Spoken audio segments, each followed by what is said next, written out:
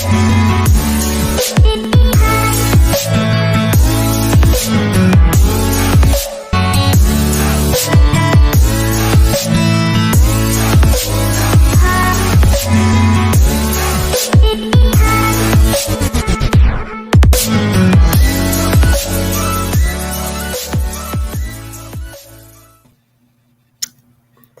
y'all? Happy Monday. It's the first Monday of August. Crazy to think about me. I don't know why, because it's the next month after July, but for some reason, it seems like August came very fast. Mm-hmm. Kate? Yes. Shelby? You agree? Hello. I Yes. agree, 100%. Yeah. It's unreal. Yeah, it just seemed like all of a sudden we're in August. Yeah. Mm-hmm. I always have mixed feelings about August because, like, I love August because it's my birthday, but then it also, like, signifies the summer ending, and I love the summer. So it's like, it's a bittersweet kind of thing. Yeah, that is bittersweet. Mm-hmm. But what's not bittersweet is the opportunity for us to gather together today. That is a sweet thing. Hey! Yes. It was a very sweet thing. And as a reminder, of course, here at the Living Room, we're a ministry that shares the gospel of Jesus Christ and how he heals and walks with us through every trial. And so we're so thankful for the grace that's bestowed upon us and the hope of Jesus Christ. It's empowering and reverent to think of God's vastness in our insignificant life of this small pebble of sand that we are. And we meet at 8:18 because we stand in agreement with what Paul wrote when he was talking to the Romans, that we consider it for the sufferings of this present time are not worth comparing with the glory that is to be revealed to us. And so we have a hope that heaven, and we know that heaven is going to be by far greater than anything that we can experience here on earth. We're thankful for that. We are thankful for that. Kate, Shelby, 100%. tell us the best thing that happened to you this weekend. The best thing that happened, sorry, I just went with it, Kate. You go, girl. The best thing that happened to me was, so we went to Relay for Life, and I'm sure we'll talk a little more about that. So Savannah played and did just outstanding. Like, she always does outstanding, but I don't know why this was like a whole different caliber of just beautiful. And right before her, there was an Elvis impersonator who was awesome. And it was really cool because he was packing up as she was doing her set. And she had, like, he kept stopping and, like, listening to her. To, like, I think he was just like, dang, this girl is so good. And then she had, like, Savvy went from one song, I forget what it was, but into It Is Well With My Soul. And, like, he, like, stopped in his tracks and just, like, started listening and, like, started crying. This grown man, this Elvis impersonator, is, like, having a moment, like, a spiritual moment with the Lord of, like, it is well with my soul. Like, and it was so cool to watch, because I think everybody was paying attention to Savannah, but, like, I happened to just, like, notice it, and it was just really cool to see, like him be impacted by, like, the spirit that comes when we're worshiping the Lord, you know, like, it's, like, tangible. So that was just a really cool moment for me to, like, be able to witness. That's cool. Kate? Yes. I guess overall, I just got to be with all my family this weekend. So I didn't get to go to Relay for Life, but I had my annual Sellers reunion. And it always happens usually the first weekend of August, but this year got pushed back to 31st of July because obviously it's right before. So I got to see family from, like, Hawaii, from Colorado, from Texas. Like, we come from all over. So, and I only see them usually like that one time a year. So it's just so nice to just see them and be with them. And then last year, like, not everybody made the trip because of COVID. So it's been a couple years since I've seen a couple of them. So it's just really, really a sweet time just to be with them. And I was telling Shelby a little earlier, I'm so sore because we have it on a lake, so we do a lot of volleyball playing. My whole family plays volleyball. Like, we did it on it. So we play volleyball and we go tubing, and so I'm like toe up from it, like my shoulders, and I'm like dead to the world. Like, I'm like, I can't. It hurts. I thought I was paralyzed this morning. It's a thing. I'm fine. I can move my limbs. It's great. So God bless. That's awesome. It sounds like it was a good weekend. It was. Yes. How about you, Seth? How about you, Seth? Favorite thing that happened this weekend? I don't know. I feel like Sunday morning at church was pretty cool for me. I was on the platform, and I just had some good conversations with the band that I was serving with. And it's always good to have. It's always difficult when you're just constantly talking about like music and this is this and this is what that is and this is that. But it felt like it was like a true discipleship, just steward conversation of the gospel and what it looks like to lead from various aspects, and just that carried over, I think, very much so into the worship set afterwards. So it was just I think it was powerful. It was sweet. It was intimate. It's always interesting, I think, for me. Like, there's often songs that like they're not like my favorite, so I'm not like super pumped to lead or like be a part of, but the Lord, kind of like you were talking about, Shelby, like the Lord is always consistent in meeting me where I'm at, and he definitely did that in some of the songs that I wasn't too excited or whatever to lead. But I think that's it. It was a pretty good weekend though for me. Nice. Yes. The Relay for Life was awesome. Yes. Yes,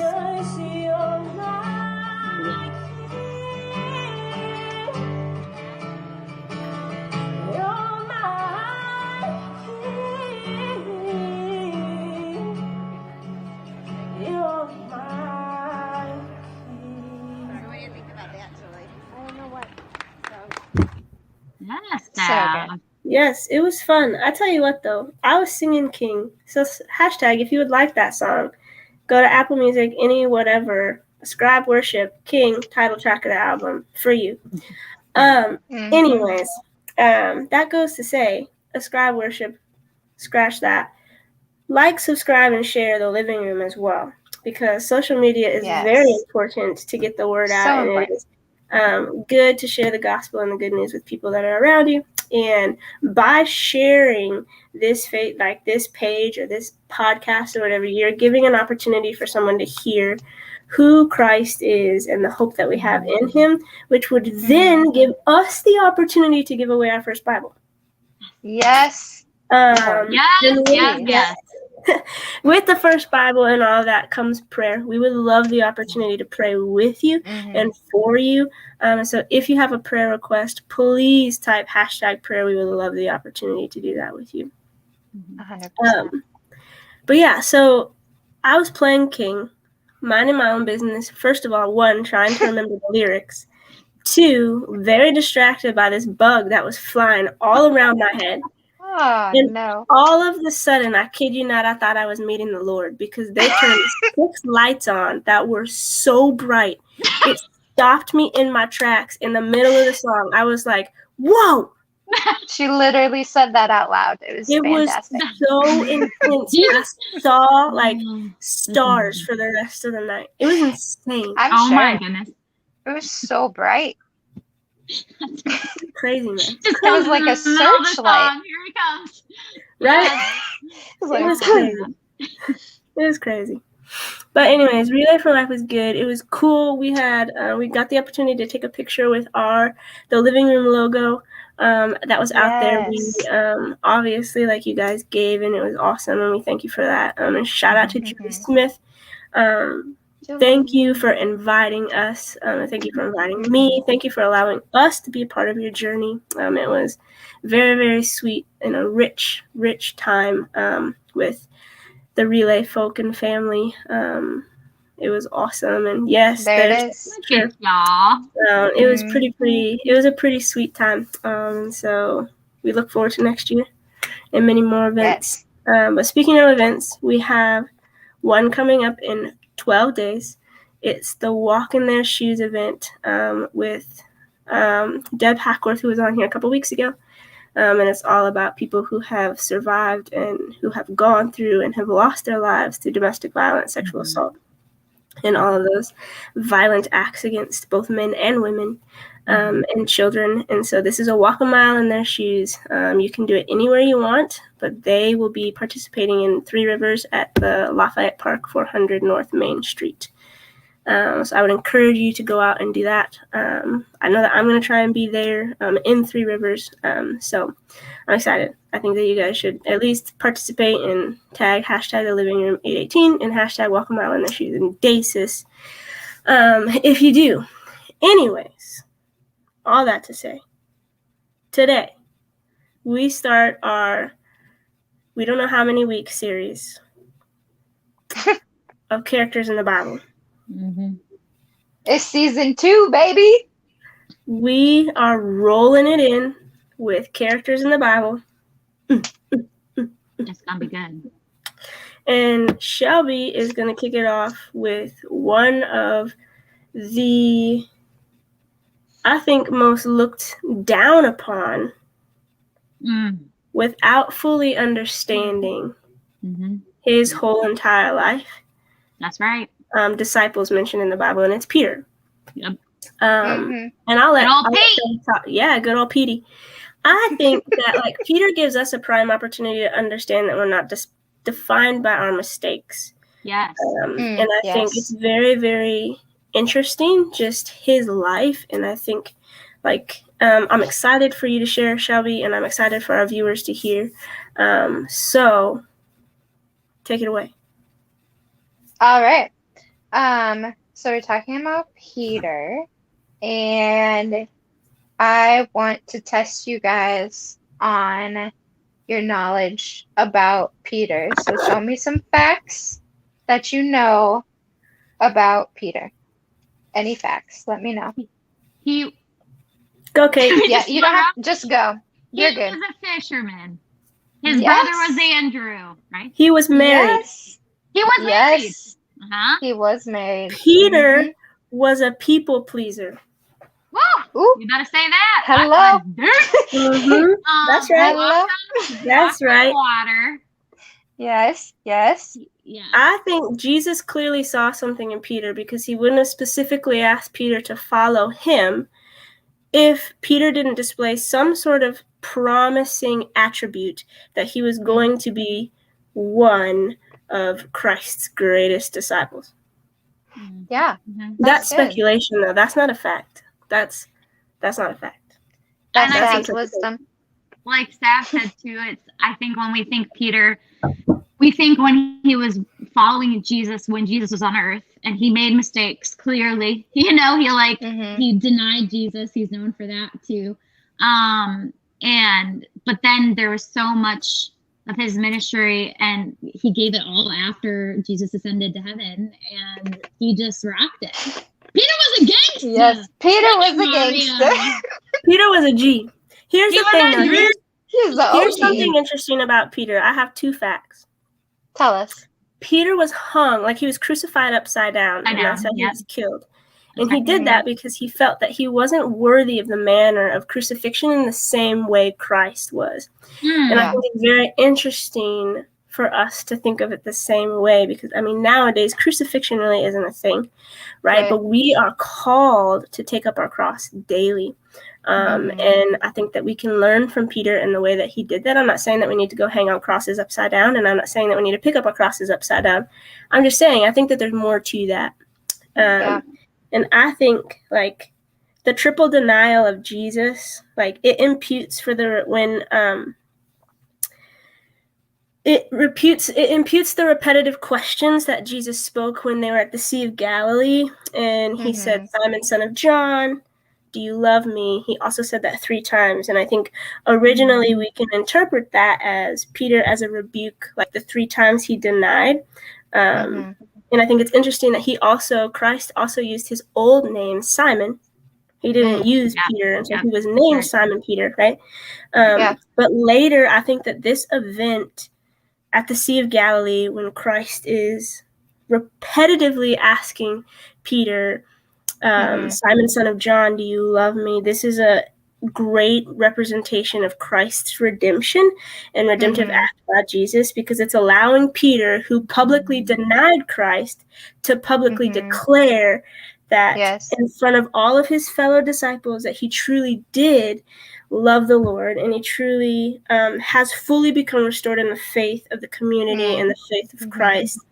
And just what that looks like, I think that is very, very, that's what I mean when I talk about it. I think Peter's very, very looked down upon, because he, as much as we like to think that we don't define people by their mistakes, I think Peter is one, and I think Bathsheba is another one in the Bible, who are clearly interpreted the absolute wrong way. For sure. Yeah, that's all 100%. All right. Well, that's it, everybody. Thanks for watching. I didn't know that first question you were gonna go a whole sermon, but that was good. That was so good. At heart. I loved it. That's so good. Kate, did you have anything else to add to any of that? That was phenomenal. All right. I'm ready to hear what that was so good.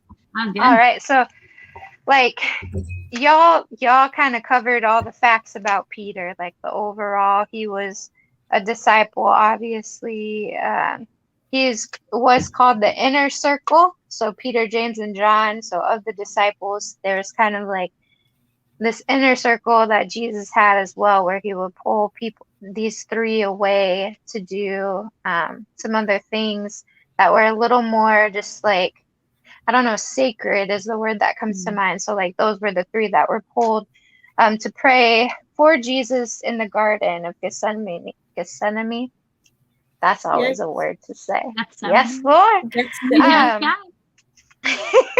So yeah, but I chose Peter to talk about because we were kind of, as we were talking about this whole series and talking about characters that we can relate to. Like Peter was one of the first that came to my mind. So I'm just going to there's some positive similarities, not a lot, but there's a lot of similarities that I'm like, I feel you on that, Peter. So, but for the positive, some things that I love in Peter, and I feel like, I hope that I also portray these, but Peter is he's very passionate, and he loves deeply, and so he's all in with Jesus. When Jesus calls him and tells him to follow him, he leaves everything. And in John 6 verses 66 and following, Jesus was talking, and he said Jesus tended to say some hard teachings sometimes, that people are like, oh my gosh, that's hard to do. And it says that a lot of people turned and no longer followed Jesus. And so Jesus turns to his disciples and he asks them, he's like, do you want to leave too? And Peter, he's like, well, where are we going to go? We left everything to follow you. And he was like, you have the words of eternal life. We believe and know that you are the Holy One of God. And so he's committed to it. And obviously we know that he has his moments along the way. But I just love how he's all in. He's left everything. And in Matthew 19:27, it talks kind of the same scenario, but a little different. And Peter says because Jesus is talking to somebody about how it's harder for a rich man to enter into heaven, and it's the camel's eye and the needle, or how that goes. And Peter is we've left everything to follow you. Like, and Jesus says, like, yeah, and because of that, like, you will have this like eternal reward in heaven because of it, and like get to be with me in heaven. And so I just love like how like passionate Peter is about that, and like dedicated and like in it. And then like another thing that like I like about Peter is he's very much a leader. And he's very much like in a lot of the commentaries and stuff I was reading, it kept saying that Peter was like more than not the spokesperson of the disciples. And so he's usually the one to like, if one of the disciples is talking in the Gospels, most of the time it's Peter. But and even outside of the Gospels, like in Acts, and like even in, you could see it in First and Second Peter, just his leadership and how he just like takes it seriously, and he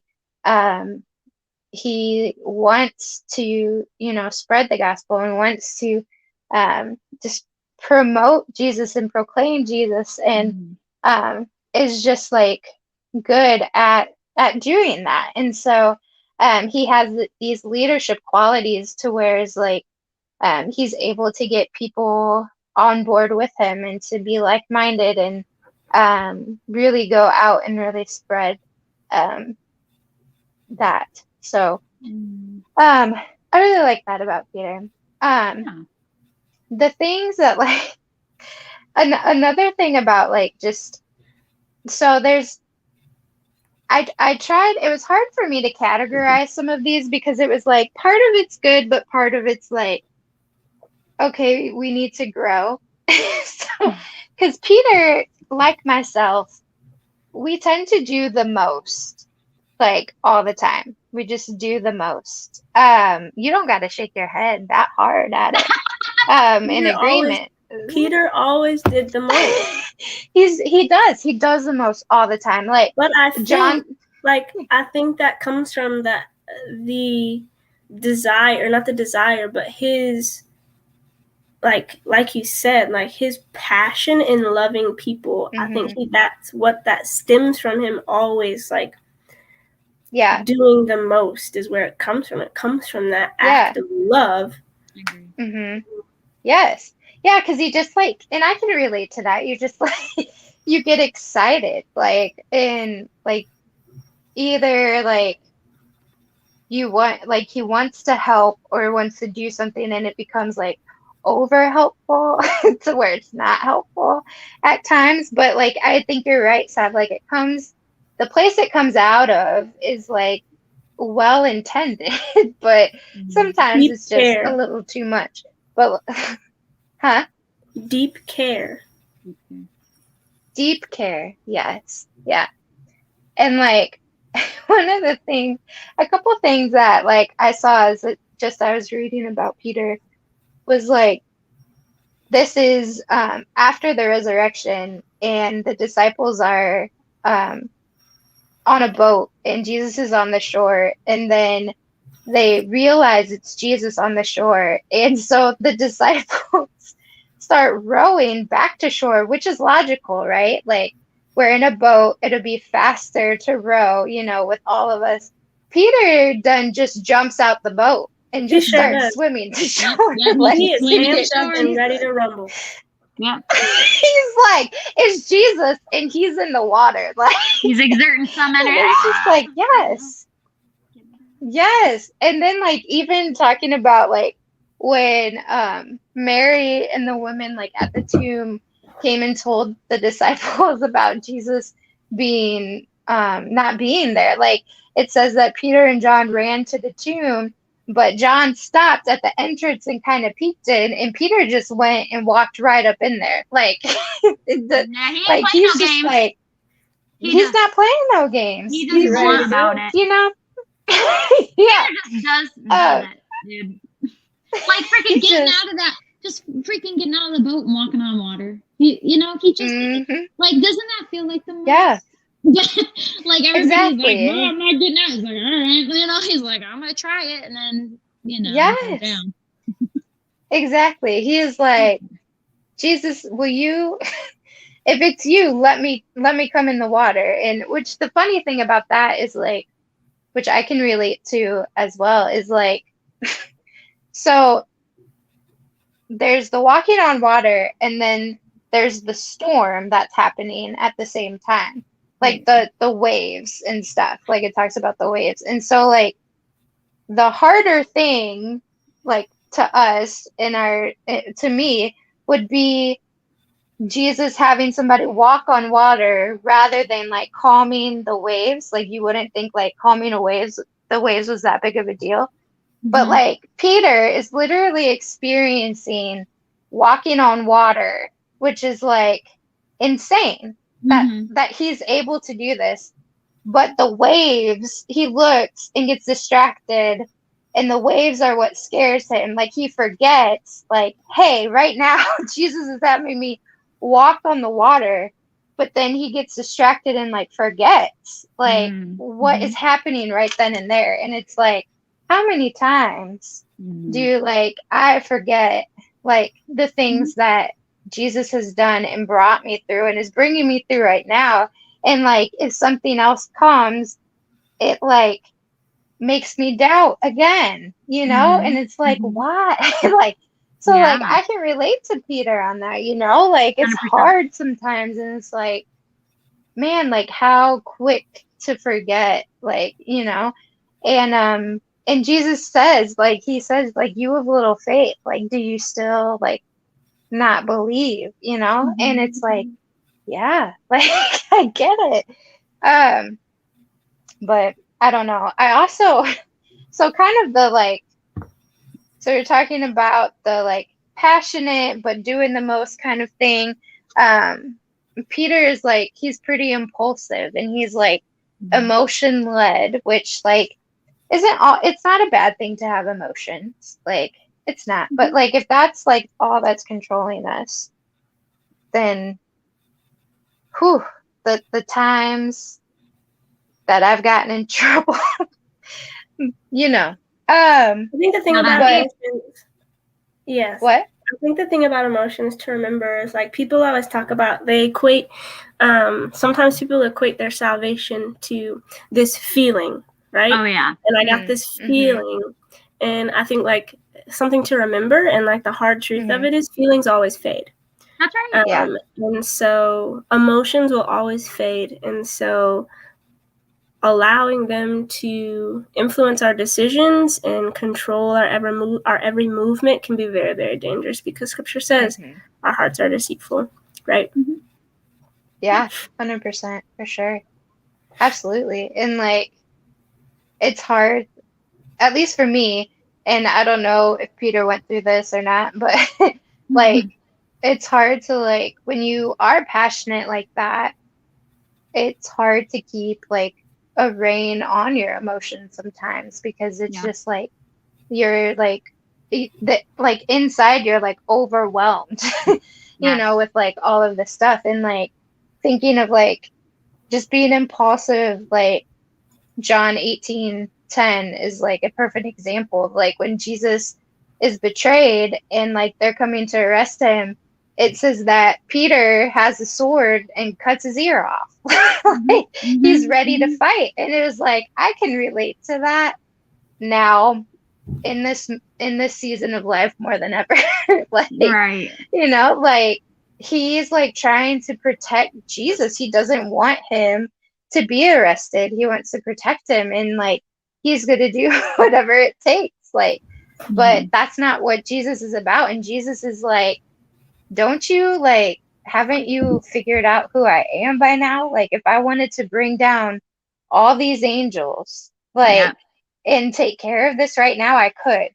But Yep. like, this is for a purpose. So like, Mhm. chill out. Yeah. Like, and it's like, Yes. it's true. Like how like, oh, especially these past 2 weeks, like God has just really been showing me like, hey, like, you think you know better than me. Like, girl, I both preach. and I'm like, man, because there's situations where I'm like, I don't want to sit and wait. I want to do this about it. And God was like, that's you thinking you know better than me. That's right. And it's like, I definitely don't. I don't know better than you, God. Like, I don't. And like thinking like, which is so, I mean, it's pride. It's, you know, it's wanting to just be in control and all those things. And like, and it doesn't always like come out of a place of like rebellion, but like even in the Gospels, there were a couple times where like Peter did this too, and like he like acted like he knew better than Jesus, because like Jesus would tell the disciples like about the coming like crucifixion. He would tell them like, hey, I'm, you know, this is where I'm headed. And like Peter is like, no, I'm not going to let that happen. Like he tells Jesus that, and he's like, I rebuke you, Satan, like get behind me. And it's interesting in that account because like, so like Jesus gave him the name Peter, like, so his name is like Simon, and then he calls him Peter, but like Peter means rock. And he tells Peter in one occasion that like, you are the rock that I'm going to build the church on, and like, which is awesome. But then like in this occasion, he tells Peter, he said, he rebukes him and he says, you are a stumbling block to me. And so it's interesting that like that whole like metaphor of like a rock, because like you can be solid, but if you're not using it in the right way, if you're not like going with God's will and like submitting to it, then like the strengths that we've been given, the gifts that we've been given, can become a stumbling block to the plan. And like, not saying that like we're like powerful enough to mess up God's plan, but like we're just going to like I can't think of how I want to word it, Delay but like the hinder. process. Yes, hinder thank ourselves. you. Yes. That's exactly it. And it's like, man, like, I don't know. But Sav, you were talking about at the beginning about Peter's denying Jesus, and then when Jesus is resurrected, and them talking about he asked him, do you love me? Those 3 times. And I think that is so cool, because it's like it shows, like you said, the redemption and the redeeming work of Jesus, and just like his compassion, like because Jesus knew that that was going to happen. And so like I think it's so important to see like that in the eyes of like, no, Jesus wasn't like rubbing that in his face when he asked him, you know, do you love me? Like he was like reinstating Peter, like giving him that another shot to be like, hey, like, because like it says like Peter went, like when he realized that he denied Jesus exactly like he said, it said he went and he wept and he broke down. And like that was one of the things that like I like want to strive to be like Peter, is like that, like in contrast to like Judas, because I mean technically they both betrayed Jesus that night. It just looked different. And Judas went and didn't repent. He went and killed himself. And Peter, when he found out and was like, realized what he did, he repented. Like he felt bad about it. And so just like that, like, okay, well, it's not like if I mess up, then it's all over. But it's that having that like repentant heart.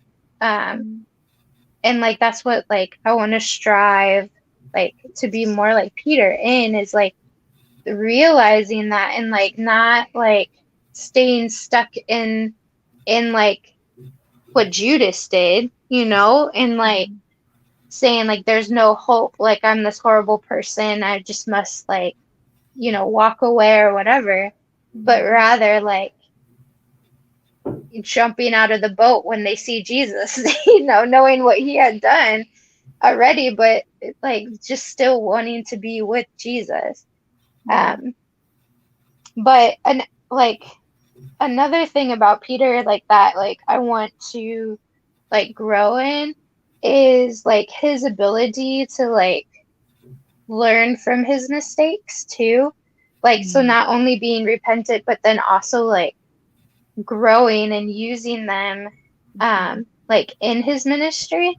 And so just like seeing, like, it's so cool to like, as I was studying about him too this week, like seeing such a big difference in the Peter of the Gospels with the Peter in Acts in First and Second Peter, and like seeing how like he, and like obviously he's still not perfect, like, but like seeing the amount of growth that there is just in Acts, and like just seeing his ability to lead even stronger and to be bolder and not be like impulsive, but like it was almost like the things that he struggled with in the Gospels were then taken, and like he was able to like use that and learn from that and grow in it and turn them like in a positive way in like Acts and in First and Second Peter.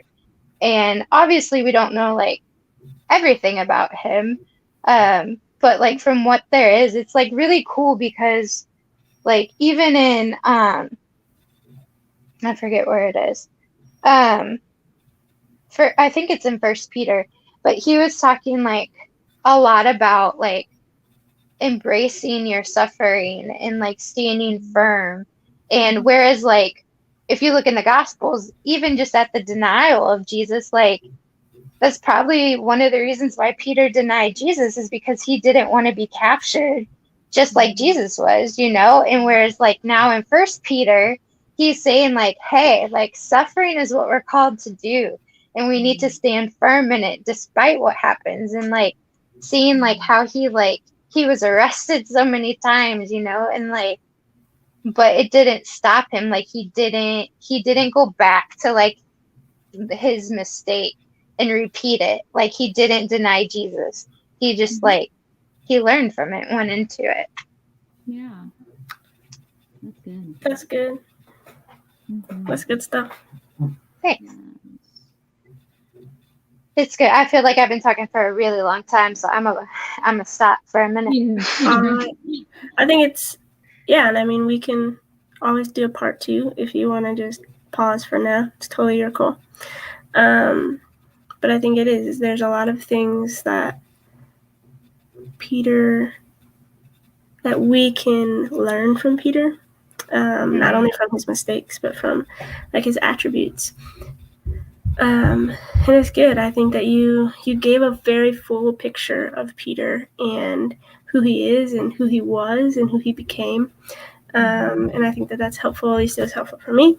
I would imagine it's helpful for the viewers as well. So thank you for that. It was for sure eye-opening, I think, as well. Like just very, very, like I said, I think it is a very unique character, because I think he does look down. He's looked down upon because of the denial. Yeah, I think that like it's definitely encouraging and makes me want to go back and like study Peter more myself. You know, obviously we knew we were gonna like dive into Peter's life, so kind of already looked into, you know, and studying some of that, but even more so. And I think even me personally this year, I feel like I started to recognize more of the Peter in Acts. And I saw that because I, like, me personally, you know, I like Staff said kind of at the beginning too, it's like you kind of see Peter for his mistakes. Like when you think Peter first, like one of the first things you think is, oh, he denied Jesus and the rooster crowed, you know, you think of those things. And like that's one of the first things I just feel like I knew about Peter. But to like go further on that journey and to really look at all the good works he did, and like you said too, like to strive for that growth that Peter had, like that's such a cool way to put it too, because he is one character you follow and you can just like see that transformation, like literally. I mean, from what's in the word, you know. And we, there's plenty of characters we kind of like meet too, but you can see it so elongated with Peter and how he died, like Jesus, but like didn't feel worthy enough to be upright. And right. Yeah, just took that brutal. So I don't know. Peter's crazy. And I also like definitely when you heard me, I was like, "Amen, you better say it." When you were talking about him being passionate, I was like, "Oh, hello!" Like I was, like trying not to make decisions in our emotions. And Shelby and I are, I think, kind of similar in that way too. And Peter's a people pleaser. Right when Saf said it, I was like, because I know that about Peter, and I know that about myself. And so there's so much to learn from Peter and so many people in the Bible. But this is such a good kickstart to this series. Yeah. Shelby, such a good job. Thank you so much. Thank you.